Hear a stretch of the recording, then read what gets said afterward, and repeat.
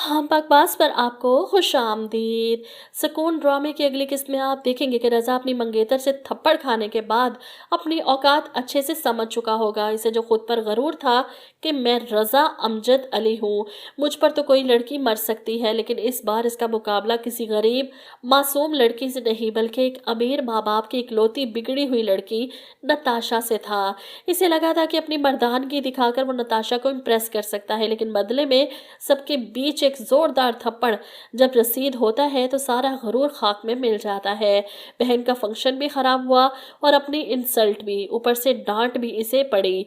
इसके माँ बाप तो कुछ सुनने को तैयार नहीं। ऊपर से हमदान को जब पता चलता है कि इसने नताशा की मर्जी के बगैर इसका हाथ पकड़ा तो वो भी गुस्सा करता है। ये कोई ऐना नहीं थी जिसके साथ तुम जो कुछ भी करते वो सह जाती, वो पलट कर तुम्हें कुछ ना कहती। वो गुस्से में वहां से जाने लगता है तो गुड़िया इसका हाथ पकड़कर रोकने की कोशिश करती है।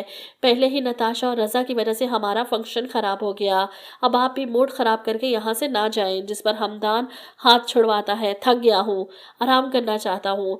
वो मोबाइल पर ऐना का मैसेज देखकर परेशान भी हो जाता है कि घर पर लाइट चली गई और मुझे बहुत डर लग रहा है। ऐसे में हमदान फौरन घर पहुंचता है। अब ऐना जो लाइट जाने के खौफ से और इतने बड़े घर में छुप कर बैठी है, ऐसे में हमदान दरवाज़ा खोलकर अंदर आता है तो ऐना और भी ज़्यादा खौफजदा हो जाती है।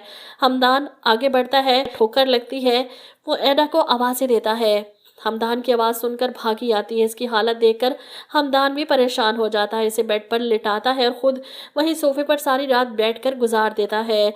रज़ा की वजह से वो रात को इतना लेट हो गया है ना, इसकी जिम्मेदारी थी। वो बेचारी इतनी परेशान हुई। सुबह उठने के बाद वो इसे अपने साथ बाहर लेकर जाता है, इसे अपनी तस्वीरें दिखाते हुए देर से आने की वजह भी बताता है। किस तरह रज़ा ने नताशा के साथ मिसबिहेव किया और बदले में नताशा ने इसके मुंह पर थप्पड़ मार दिया। ये सुनकर ऐना हैरान होती है तो फिर नताशा के पेरेंट्स ने तो अपनी बेटी को बहुत बुरा भला कहा होगा ना, आखिर को रज़ा इनका होने वाला दामाद जो है। जवाब में हमदान कहता है ऐसा कुछ नहीं है, बल्कि उल्टा रज़ा को अब माफ़ी मांगनी पड़ेगी नताशा से।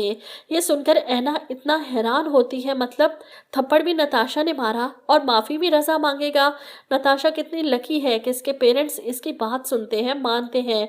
और एक मेरे बाबा। ऐना को उदास देकर हमदान कहता है काश माँ बाप अपनी बेटियों पर एतबार करना सीख लें। लेकिन ऐना तुम उदास मत हो, बदकिस्मत तो वो रज़ा है जिसने तुम्हारे साथ इतना बुरा किया, तुम्हें धोखा दिया। जवाब में ऐना कहती है लेकिन इसको किसी ने कुछ नहीं कहा, बुरा तो मेरे साथ हुआ ना।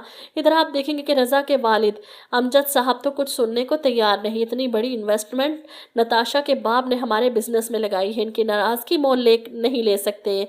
तुम्हें इनके घर जाना होगा और नताशा से माफ़ी मांगनी होगी। अब रज़ा की माँ इसकी मिन्नतें कर लेती है, एक बार अपने बाबा की बात मान लो, वो बहुत गुस्से में है, नताशा से जाकर माफ़ी मांग लो। अब रज़ा की ईगो किसी लड़की के आगे झुकने की इजाज़त नहीं दे रही, लेकिन बाप के गुस्से की वजह से वो इनके साथ नताशा के घर जाता है माफ़ी मांगने के लिए। अब नताशा सबके सामने आती है। मैं ज़रूर देखना चाहूँगी कि रज़ा हाथ जोड़कर माफ़ी मांगते हुए कैसा लगता है। रज़ा गुस्सा पी रहा है सिर्फ अपने बाप की वजह से। वो इसे इशारा करते हैं तो उठकर नताशा के सामने हाथ जोड़कर सॉरी करता है, जिस पर नताशा मुस्कुराते हुए तंज करती है आइंदा अपनी औकात याद रखना। रज़ा गुस्से में वहां से निकल जाता है। ऐसे में रज़ा की माँ को भी बहुत गुस्सा आता है। वो नताशा के पेरेंट्स को साफ लफ्ज़ों में कहकर उठती है जो भी हुआ गलत था, मंगेतर का हाथ पकड़ना कोई बड़ी बात नहीं थी, लेकिन जो कुछ इसके साथ आप लोगों ने किया है रज़ा अब ज़्यादा दिन ये सब बर्दाश्त नहीं करेगा।